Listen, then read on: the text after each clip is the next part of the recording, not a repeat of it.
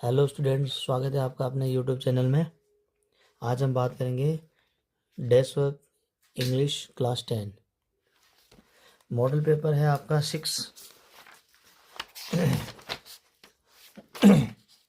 Section B. Students, मैंने आपको पिछले वाला जो हमने मॉडल पेपर सोल्व किया था उसमें बताया था कि आपके दो लेटर होंगे। एक तो होगा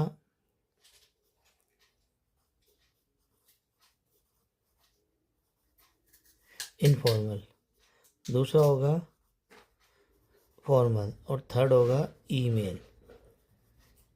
यानी आपका जो थर्ड नंबर का क्वेश्चन है उसमें या तो एक इनफॉर्मल लेटर देगा और एक ईमेल देगा अथवा के अंदर। ठीक है दोस्तों, ध्यान से सुनना इस चीज़ को। आपके तीन चीज़ है 3 नंबर वाले क्वेश्चन में। एक होगा इनफॉर्मल, एक होगा ईमेल, एक होगा फॉर्मल लेटर। यानी इनफॉर्मल और फॉर्मल लेटर में से एक होगा और ईमेल एक एक पक्का होगा। ठीक है, तो कैसे इनफॉर्मल लेटर लिखते हैं, कैसे फॉर्मल लेटर लिखते हैं, ये मैंने आपको बता दिया है। और फिर बाद में हर मॉडल पेपर है जैसे जैसे उसमें पूछा जाएगा हम उसी तरह से बात करेंगे। तो आज हम अंडरलाइन करते हैं, हम समझेंगे कि ये लेटर फॉर्मल है या हमारा इनफॉर्मल है। तो सबसे पहले हम देखते हैं इमेजिन। आपको इमेजिन करना है दैट यू आर गीता। कल्पना करिए आपका नाम गीता है और आप अजमेर में रहती हैं। Write an application to the secretary. Secretary को लिखना है। सेक्रेटरी कौन है? बोर्ड ऑफ सेकेंडरी एजुकेशन का सेक्रेटरी है। और ये बोर्ड ऑफ सेकेंडरी एजुकेशन कौन सा है? राजस्थान, अजमेर का। To issue you a duplicate copy of marksheet. तो जाहिर सी बात है ये किसी एक बोर्ड के सेक्रेटरी को लिखा जा रहा है, तो ये एक फॉर्मल लेटर होगा, यानी किसी अधिकारी को लिखा जा रहा है। ठीक है, बहुत ही आसान है समझना। तो जैसे हमें ये पता लग जाए कि हमारा लेटर जो हम लिखने वाले हैं वो फॉर्मल है या इनफॉर्मल, तो हम उसी के हिसाब से प्लानिंग करेंगे। तो हमें पता चल गया कि लेटर हमारा क्या है? फॉर्मल है। तो फॉर्मल के हिसाब से हम प्लानिंग करेंगे। तो किस तरह से हमने प्लानिंग की है, एक बार अपनी की के ऊपर नज़र डालते हैं। की के अंदर क्या किया है इसमें? इसमें की के अंदर आप आराम से देख सकते हैं। सबसे पहले इसने क्या किया है, अपना लेटर शुरू करने से पहले ये जो लेटर है इसका मेन जो बॉडी पार्ट है यहाँ से लेके और kindly issue me marksheet to seek admission in some other school, kindly issue या डुप्लीकेट मार्कशीट, यहाँ तक ये तो इन्फॉर्मेशन है, उसकी डिटेल्स वगैरह। तो ये जो है वो होता है बॉडी पार्ट आपका। ठीक है, लेकिन बॉडी पार्ट से पहले आप ध्यान से देखना, ये वाला जो पहला नंबर पे है ये है आपका सेंडर एड्रेस। ठीक है, 2 नंबर पे इसकी है डेट, जिस दिन वो लिखा जाएगा। और 3 नंबर पे है secretary board of secondary education. ये पूरा इसमें क्वेश्चन में दिया हुआ है जो होगा आपका 3 नंबर पे। 4 नंबर पे हो जाएगा आपका सब्जेक्ट और 5वें नंबर पे हो जाएगा सर। अब आप कहोगे सर इसने पहले सर लिखा है फिर सब्जेक्ट, कोई दिक्कत नहीं है, आप जैसे चाहे लिख सकते हैं, लेकिन टोटल जो हमारे जो पॉइंट्स होंगे वो 5 होंगे। ठीक है, इसमें कुछ अपने हिसाब से लिखा है और इसका मैंने कुछ इजी प्रारूप बनाया है और इसको लिखने से पहले उसने अपने हिसाब से उसके अंदर एड्रेस वगैरह लिया था और हमने अपने हिसाब से लिखा है। ठीक है, तो चलिए देखते हैं हमारा पहला जो पॉइंट है हमने क्या लिया है 123। उसमें खाली अजमेर का नाम दिया हुआ है, तो ये बाकी का एड्रेस आपको इमेजिन करना है। ये हो जाएगा 1 नंबर। 2 नंबर पे हो जाएगा हमारी डेट हो जाएगी, जैसे आज हमारी 21 फरवरी है तो हम आज अगर लिख रहे हैं लेटर तो हमारी यहाँ पे डेट आ जाएगी। ओके, 3rd नंबर पे आ जाएगा द सेक्रेटरी। उसमें क्वेश्चन में दिया हुआ होगा बोर्ड ऑफ सेकेंडरी एजुकेशन का ये सेक्रेटरी है। 3 नंबर पे ये हो गया। 4 नंबर पे हमारा सब्जेक्ट हो गया। सब्जेक्ट भी आप आराम से देख लेना, सब्जेक्ट भी इसके अंदर दिया हुआ है, to issue a duplicate copy of marksheet. ठीक है, सब्जेक्ट भी इसमें दिया हुआ है और सब्जेक्ट हम वहाँ से ले लेंगे। फिर हम बात करते हैं हमारे बॉडी पार्ट्स की। इसमें बॉडी पार्ट नॉर्मली तरीके से शुरू किया क्योंकि it is a kind of application.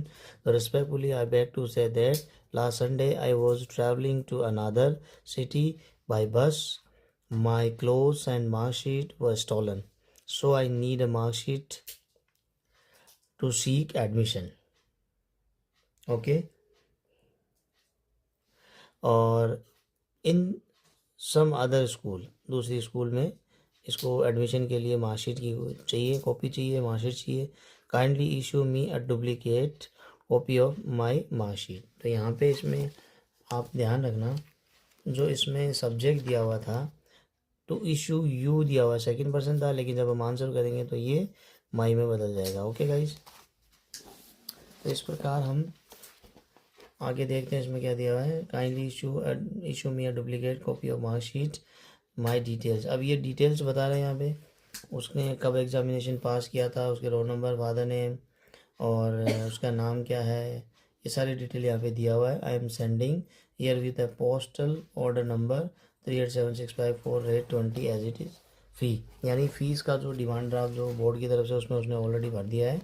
सो उसने रिक्वेस्ट की है, so please issue me the duplicate copy of marksheet of 38765, ये उसका रोल नंबर है। Thanking you yours faithfully Geeta. हो गया। फिर नेक्स्ट हमारा ईमेल। ईमेल क्या कहते हैं, ईमेल का थोड़ा क्वेश्चन पढ़ लेते हैं, समझ लेते हैं। तो यहाँ पे ईमेल क्या कह रहा है, ईमेल बोल रहा है अपना, you are Annu and Anil of 10th class of Maheshwari public school Jaipur के अंदर पढ़ते हैं। Write a formal email. Email कैसे लिखना, फॉर्मल, इसको लिखना है एडिटर ऑफ न्यूज़पेपर को। और क्या लिखना है, DNA Jaipur at letters store editor@dna.com to draw the attention of the collector of your district to the urgent need of holiday for school students owing to serve cold। यानी ये सर्दी के लिए इसमें लिखा गया है कि सर्दी बढ़ने की वजह से या शीत लहर चलने की वजह से ही, कोल्ड वेव चलने की वजह से स्कूलों के अंदर छुट्टी की जाए। तो की के अंदर देखते हैं किस तरह से लिखा है।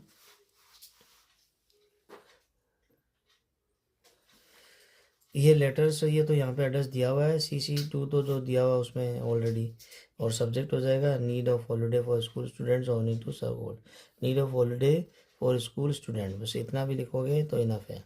Sir through the columns of your esteemed मुझे रेपुटेटेड इंग्लिश डेली, ये अखबार का नाम है। I would like to draw the attention of the honourable collector Jaipur, ये जयपुर के कलेक्टर के बारे में लिख रहा है।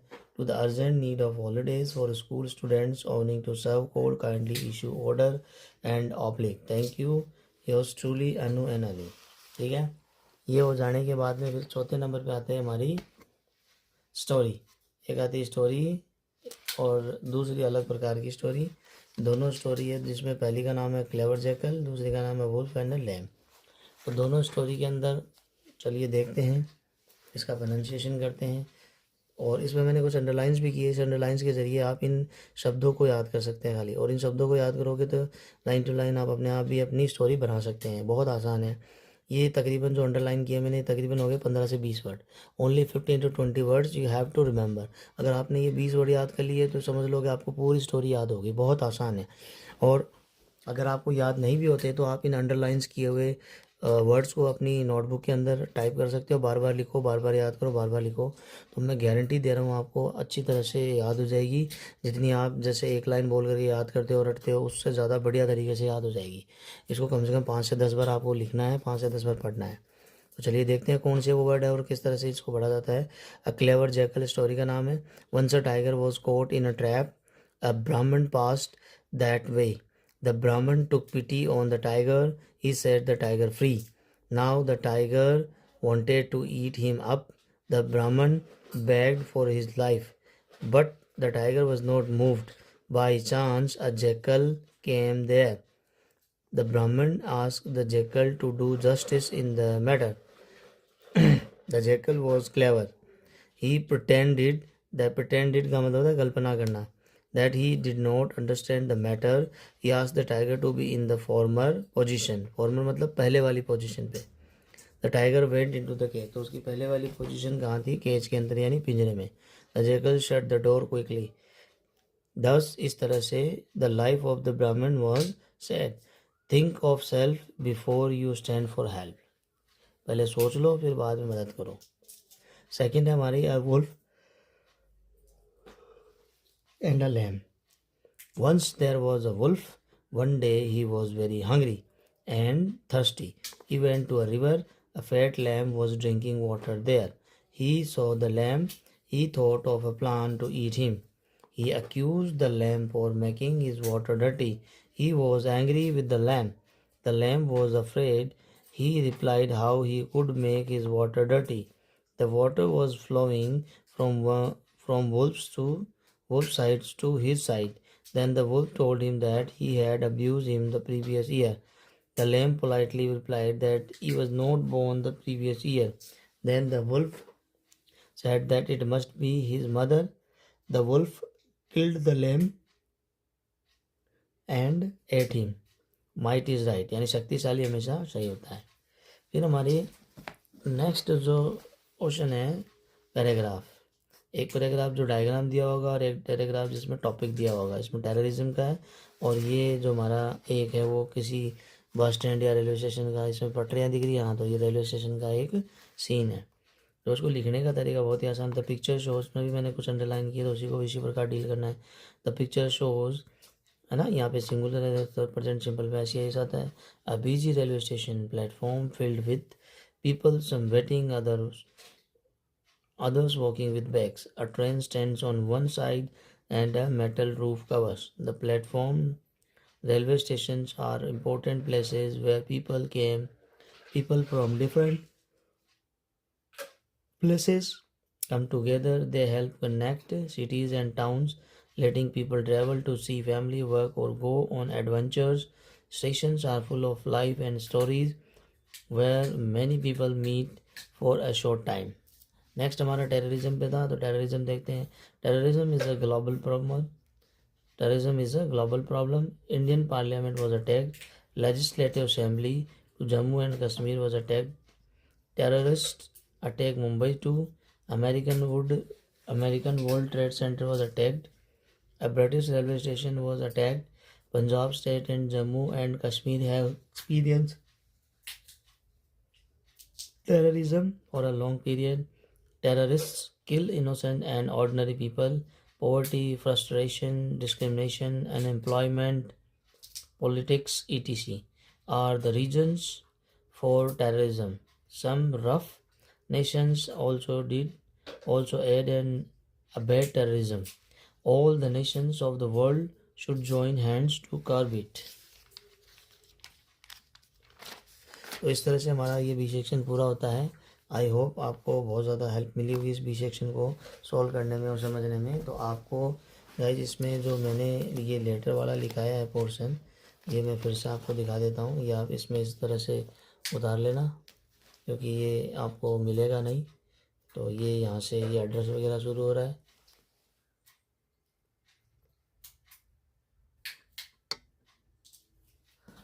अब दिख रहा होगा आराम से. ये जो है एड्रेस है और ये लेटर का प्रारूप है और ये 1-2 लाइन इधर है. Please issue me the duplicate copy of marksheet of 38765. ठीक है, रोल नंबर जो भी यहाँ पे दिया हुआ है, रोल नंबर यहाँ पे थोड़ा सा, ये रोल नंबर ऑलरेडी दिया 12677.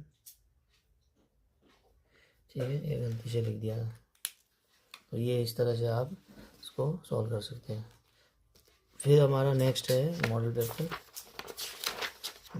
7 है.